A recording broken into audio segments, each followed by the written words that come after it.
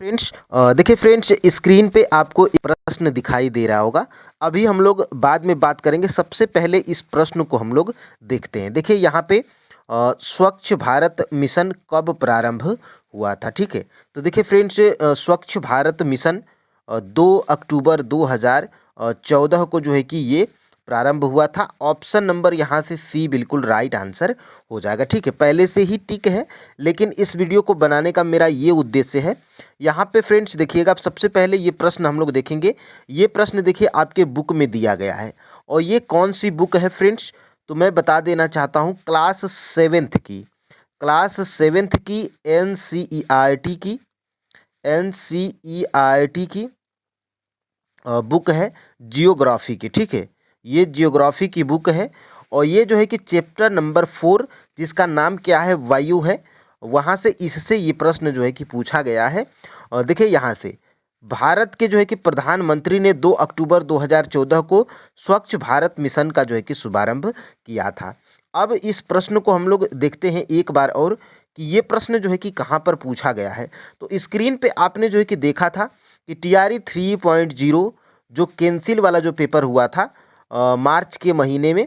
ठीक है, तो मार्च 2000 जो है कि 24 में, तो ये देखिए ये उसी के जो है कि प्राइमरी के पेपर हैं, और ये 124 नंबर का। ठीक है, ऐसे फ्रेंड्स हम लोग सभी जियोग्राफी के प्रश्नों को देखेंगे कि सभी प्रश्न आपके जो है कि कहाँ से और किस चैप्टर से और किस क्लास की जियोग्राफी के NCERT से पूछे गए। ठीक है, देखिए वायुमंडल की परत में हवाई जहाज उड़ता है, यानी कि वायुमंडल के किस परत में जो है कि हवाई जहाज उड़ता है। यहाँ पे टिक किया गया है, समताप मंडल में जो है कि हवाई जहाज उड़ता है। ठीक है, तो यहाँ से ऑप्शन नंबर आपका क्या राइट आंसर हो रहा है, ऑप्शन नंबर बी जो है कि आपका राइट आंसर हो रहा है। ठीक है, और ये कहाँ से पूछा गया है, तो ये क्लास सेवेंथ के NCERT जियोग्राफी के चैप्टर नंबर जो है कि 4 से, जिसका नाम क्या है फ्रेंड्स, जिसका नाम है वायु।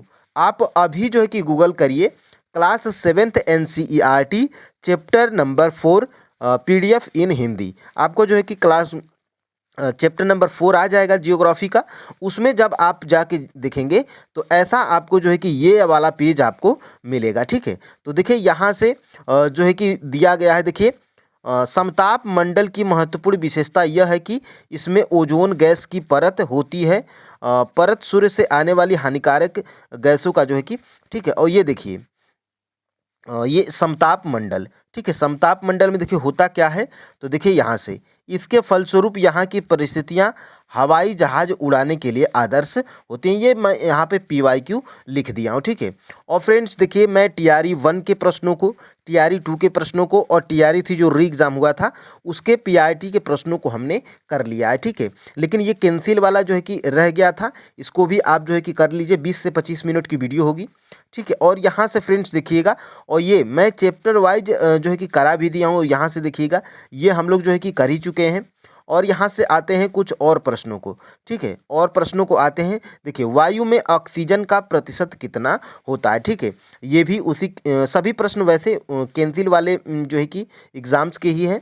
और ठीक है, यहाँ पे देखिए वायुमंडल में जो है कि वायु में ऑक्सीजन का प्रतिशत फ्रेंड्स 21% होता है। ऑप्शन नंबर यहाँ से सी बिल्कुल राइट आंसर हो जाए। और ये कहाँ से पूछा गया है, तो ये उसी जो है कि क्लास सेवेंथ के NCERT जियोग्राफी के चैप्टर नंबर जब आप 4 में जाएंगे, जिसका नाम क्या है, वायु, तो ये भी प्रश्न आपको उसी में मिल जाएगा। ठीक है, कहाँ पर मिलेगा, देखिए यहाँ से जैसे ही ये चैप्टर नंबर 4 स्टार्ट हो रहा है, यहाँ पे देखिएगा, यहाँ पे बिल्कुल डायग्राम बना के जो है कि दिया गया है। यहाँ पे आपको जो है कि दिखाई भी दे रहा होगा ऑक्सीजन 21%। मैं यहाँ पे PYQ लिख दिया हूँ आपके जो है कि सुविधा के लिए। ठीक है, और यहाँ से आगे हम लोग बढ़ते हैं। और देखिए सहारा किस प्रकार का रेगिस्तान है। ठीक है, तो सहारा किस प्रकार का रेगिस्तान है, तो सहारा फ्रेंड्स सभी को पता है कि सहारा एक जो है कि गर्म रेगिस्तान है। ऑप्शन नंबर बी बिल्कुल राइट आंसर हो जाएगा। और ये कहाँ से पूछा गया है, तो क्लास सेवेंथ के NCERT ज्योग्राफी में जब आप जाएंगे, चैप्टर नंबर कौन सा खोलेंगे, चैप्टर नंबर 7 खोलेंगे, रेगिस्तान में जीवन इस चैप्टर का नाम है। उसी में ये जो है कि दिया गया है। यहाँ से देखिएगा, जैसे देखिए चैप्टर नंबर 7 है। ठीक है, और यहाँ से देखिएगा गर्म रेगिस्तान सहारा। अब इससे जो है कि यहीं से आपका जो है कि आंसर मिल जाता है।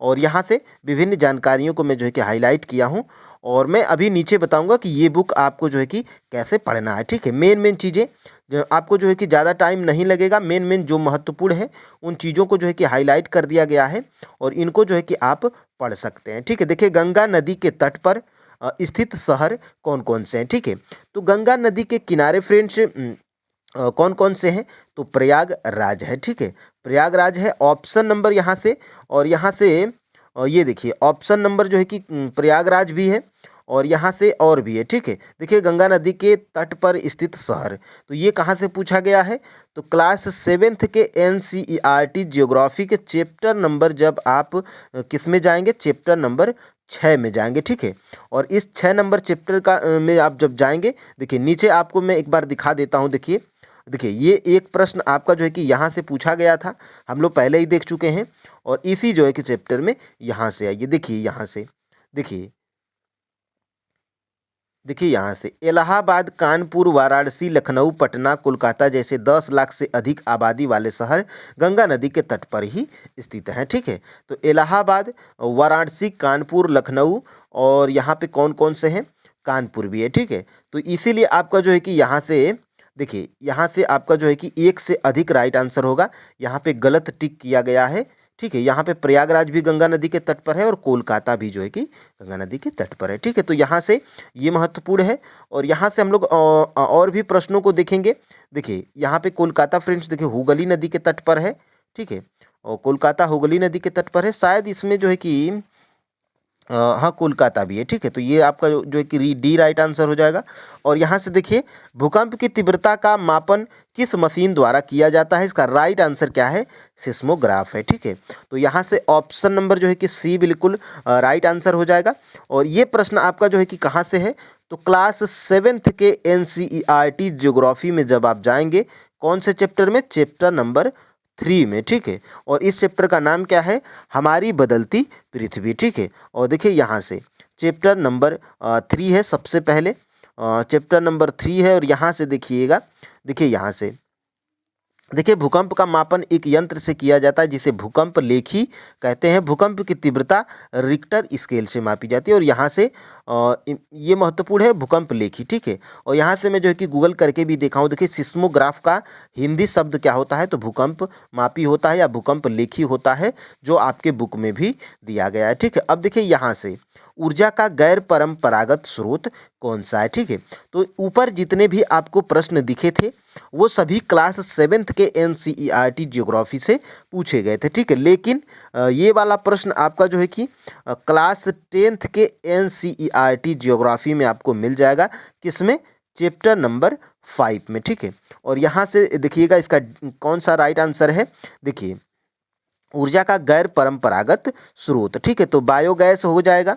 ठीक है, बायोगैस भी है, और भूतापी ऊर्जा भी है, परमाणु ऊर्जा, तो ये तीनों जो है कि आपका राइट आंसर है, इसलिए आपका उपर्युक्त में से एक से अधिक आपका राइट आंसर हो जाएगा। ठीक है, तो यहाँ से इसको अगर देखने का प्रयास करिएगा, तो देखिए यहाँ से दिया गया है गैर परंपरागत, देखिए ज्वारी, भूतापी, बायोगैस, परमाणु ऊर्जा। ठीक है, तो यहीं से ये प्रश्न आपका जो है कि पूछा गया था, और ये आपका जो है कि क्लास 10th की NCERT ज्योग्राफी से है। और पर्यावरण के लिए जो है कि किससे खतरा है। ठीक है, तो जनसंख्या जब बढ़ेगी तो पर्यावरण के लिए खतरा बढ़ेगा। ऑप्शन नंबर यहाँ से जो है कि बी बिल्कुल राइट आंसर हो जाएगा। ठीक है, और ये प्रश्न आपका जो है कि कहाँ से पूछा गया है, तो 122 देखिए क्लास जब आप 7th में ही क्लास 7th के NCERT ज्योग्राफी के चैप्टर नंबर किसमें, चैप्टर नंबर 1, चैप्टर नंबर 1 का नाम क्या है, पर्यावरण। ठीक है, उसी में ये आपका जो है कि दिया गया है, और यहाँ से इसको अगर देखने का प्रयास भी करेंगे हम लोग, तो देखिए ये आपका जो है कि दिया गया है। देखिए इनमें से कौन सा पर्यावरण के लिए खतरा है। ठीक है, देखिए जनसंख्या वृद्धि पर्यावरण के लिए खतरा है, बिल्कुल यही एग्जैक्ट प्रश्न आपके जो है कि एग्जाम में पूछ दिया गया था। ठीक है, अब देखिए यहाँ से आगे हम लोग बढ़ते हैं। देखिए जनसंख्या घट जाएगी यदि, जनसंख्या घट जाएगी यदि, जनसंख्या कैसे घटेगी, तो जन्म दर जब कम होगी और मृत्यु दर अधिक होगी तो जनसंख्या क्या हो जाएगी, घट जाएगी। Option number C. ये प्रश्न आपका जो है कि कहाँ से पूछा गया है, तो क्लास 8th के NCERT ज्योग्राफी के चैप्टर नंबर आप जो है कि 5 खोलेंगे। चैप्टर नंबर 5 का नाम क्या है, मानव संसाधन, ठीक है, तो उसमें ये दिया गया है। और यहाँ से इसको अगर देखने का प्रयास करिएगा तो देखिए यहाँ से दिया गया, देखिए जन्म दर से मृत्यु दर का अधिक होना, जनसंख्या कम होना, ठीक है, तो यहाँ से ये प्रश्न आपका जो है कि पूछा गया था, ठीक है। अब फ्रेंड्स आपको जो है कि एक अंदाज़ा मिल रहा होगा कि TRE 4.0 के लिए खासतौर से आप अगर PIT के स्टूडेंट हैं, 6 to 8 के स्टूडेंट हैं, तो आपको जियोग्राफी के लिए कहाँ से पढ़ना है कि एग्जैक्ट आपको जो है कि कम पढ़ना पड़े और ज़्यादा प्रश्न आपको देखने को मिले, ठीक है। तो यहाँ से देखिएगा 129 नंबर का प्रश्न है। और ये जो है कि आपका देखिए निम्नलिखित में से कौन सा स्थान जैव विविधता हॉट स्पॉट है, ठीक है, तो पश्चिमी घाट है, ठीक है। ऑप्शन नंबर यहाँ से ए बिल्कुल राइट आंसर है। और यहाँ से फ्रेंड्स देखिएगा नंदा देवी भी है और अरावली भी है, इसलिए आपका जो है कि राइट आंसर क्या हो जाएगा, ऑप्शन नंबर डी। सॉरी, यहाँ पे ऑप्शन नंबर जो है कि डी राइट आंसर हो जाएगा। यहाँ से इसको ध्यान दीजिएगा, ऑप्शन नंबर डी, ठीक है। और ये जो है कि आप क्लास 9th के NCERT ज्योग्राफी के चैप्टर नंबर आप जो है कि 2 में जाएंगे, भारत का भौतिक स्वरूप उस चैप्टर का नाम है, उसमें ये आपको जो है कि मिल जाएगा, ठीक है। देखिए ये चैप्टर आपका जो है कि यही है। देखिए भारत में 4 मुख्य जैव विविधता हॉटस्पॉट हैं, हिमालय, पश्चिमी घाट, इंडो बर्मा, सुंदरलैंड, निकोबार द्वीप समूह इत्यादि, ठीक है। और यहाँ से इसको अगर देखने का प्रयास करिएगा तो देखिए यहाँ से जैव विविधता हॉट स्पॉट इसी को कहा गया है। और यहाँ से फ्रेंड्स देखिएगा ये इसी में जो है कि ये यहाँ से ये दिया भी गया है, ठीक है। यहाँ से ये नंदा देवी है, ठीक है। अब देखिए यहाँ से अगर हम लोग आगे बढ़ते हैं अगले प्रश्न की तरफ, देखिए ये यहाँ से, हाँ यहाँ से देखिएगा आगे हम लोग बढ़ते हैं। देखिए भारत में प्रवाल भित्तियाँ पाई जाती हैं, तो भारत में प्रवाल भित्तियाँ फ्रेंड्स अंडमान एवं निकोबार द्वीप समूह में पाई जाती हैं, ऑप्शन नंबर बी। ये प्रश्न कहाँ से पूछा गया है, तो क्लास 9th की NCERT ज्योग्राफी का चैप्टर नंबर जब आप 2 खोलेंगे तो उसी जो है कि चैप्टर में ये आपको जो है कि मिल जाएगा।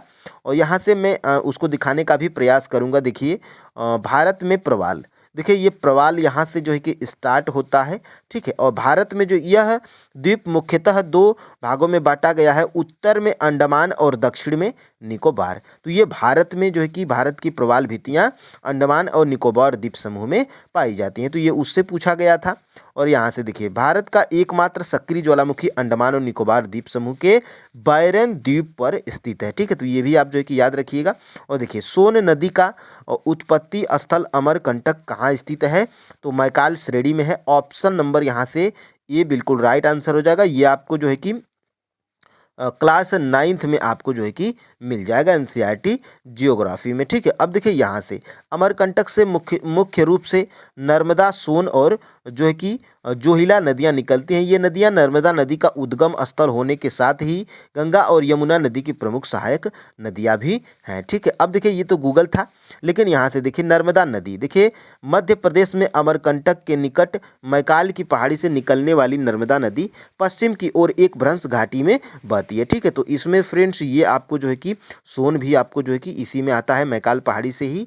और देखिए बिहार के किस जिले में चीनी का उत्पादन सर्वाधिक होता है, तो ये पश्चिमी चंपारण जिले में होता है, ठीक है। ऑप्शन नंबर यहाँ से बी बिल्कुल राइट आंसर हो जाएगा। ये क्लास 10 के बिहार SCERT में खोलेंगे तो ये आपको जो है कि मिल जाएगा। और इसको अगर दिखाने का मैं प्रयास करूँगा क्लास 10 का बिहार SCERT जियोग्राफी की बुक, तो देखिए गन्ने के उत्पादन में पश्चिमी चंपारण पहले स्थान पर है, जबकि दूसरे व तीसरे स्थान पर गोपालगंज दूसरे और पूर्वी चंपारण जो है कि तीसरे स्थान पे। तो यहाँ से ये प्रश्न आपका जो है कि मिल जाएगा, ठीक है। अब देखिए बिहार के किस जिले में गेहूं का उत्पादन सर्वाधिक होता है, तो वो रोहतास है, ऑप्शन नंबर बी। यहाँ से इसको आप याद रखिएगा। और यहाँ से बिहार के किस जिले में धान का उत्पादन सर्वाधिक होता है, तो धान और गेहूं दोनों के लिए रोहतास ही आपको जो है कि मिलेगा बिहार के डाटा में। तो ये फ्रेंड्स आपके जो है कि ये TRE 3.0 जो कैंसिल वाला एग्ज़ाम हुआ था उसमें जियोग्राफी के प्रश्नों को आपने देखा। अब फ्रेंड्स TRE 4.0 के लिए आपको क्या करना है, देखिए यहाँ से TRE 4.0 1 to 5 के लिए, 1 to 5 के लिए और 6 to 8 के लिए, उससे ऊपर जो है कि मुझे मैं इसको जो है कि सजेस्ट नहीं करूँगा, काम आएगा लेकिन उतना नहीं, ठीक है। लेकिन एनसीईआरटी तो लगभग सभी के लिए ज़रूरी होता है। तो टीआरई 4.0 के लिए 1 to 5 और 6 to 8 वालों के लिए आपको जियोग्राफी के लिए पढ़ना क्या है, तो देखिए क्लास जो है कि 7th की बुक जियोग्राफी की, क्लास 8th की और क्लास 9th की और जो है कि क्लास 10th की, ठीक है। ये 4 बुक्स को आपको जो है कि पढ़ना है, ठीक है। ये 4 बुक्स को अगर आप पढ़ लेते हैं तो 1 to 5 और 6 to 8 के लिए रामबाण होगा, क्योंकि टीआरई 1, टीआरई 2 और टीआरई 3 री एग्ज़ाम, कैंसिल वाला एग्ज़ाम अभी आपने देखा इसी वीडियो में। तो सभी प्रश्न फ्रेंड्स आपके एनसीईआरटी बुक्स से पूछे जा रहे हैं, ठीक है। तो ये चारों बुक्स में जो है कि फ्रेंड्स ये चारों बुक्स आपको जो है कि मैं पढ़ा दिया हूँ, ठीक है। हमारे जो है कि चैनल को खोलिएगा, फिर उसके बाद वीडियो वाले सेक्शन में जब आप जाएंगे तो खोजेंगे फ्रेंड्स, तो ये आपको चैप्टर वाइज भी मिल जाएगा और एक वीडियो में भी ये मिल जाएगा, ठीक है। अगर आपको नहीं मिल रहा है, अगर आप फिर से पढ़ना चाहते हैं तो फ्रेंड्स मैं पीवाईक्यूज के साथ में इन चारों बुक्स को चैप्टर वाइज जो है कि कंप्लीट करवा दूंगा, ठीक है। तो फ्रेंड्स आज के लिए इतना ही। ये क्लास आपको कैसी लगी कमेंट में जो है कि ज़रूर बताइएगा, और फ्रेंड्स चैनल पे नए हैं तो चैनल को जो है कि सब्सक्राइब अवश्य कर लीजिएगा, ठीक है। तो फ्रेंड्स आज के लिए इतना ही। जय हिंद।